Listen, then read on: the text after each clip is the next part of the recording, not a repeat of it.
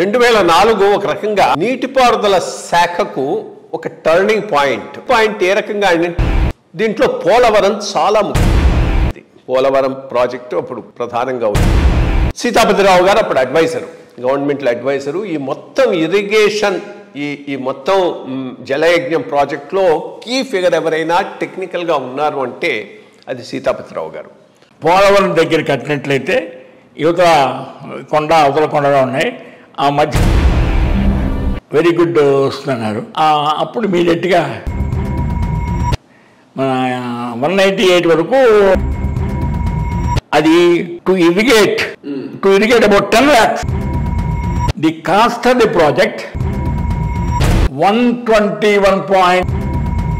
సాధారణంగా ఎంత ప్రాజెక్ట్ అయినప్పటికీ, ఎంత ఖరీదైనప్పటికీ అది శాంక్షన్ చేయాలా అనేది 3 aspects. First, second one is ఈ 2 సాటిస్ఫై అయిన తర్వాత థర్డ్ వన్ ఈజ్ పోలవరం విషయంలో ఏం జరిగిందో చెప్పండి. అప్పుడు Madras is are dead.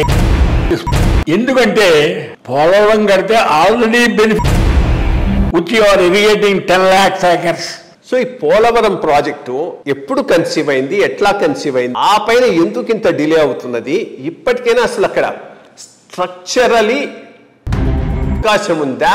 It is actually Rajasekhara Reddy గారి టైంలో even Rayalaseema people were also in this. ఎందుకంటే Nellore, Chittoor, the politicians of Nellore and public also more.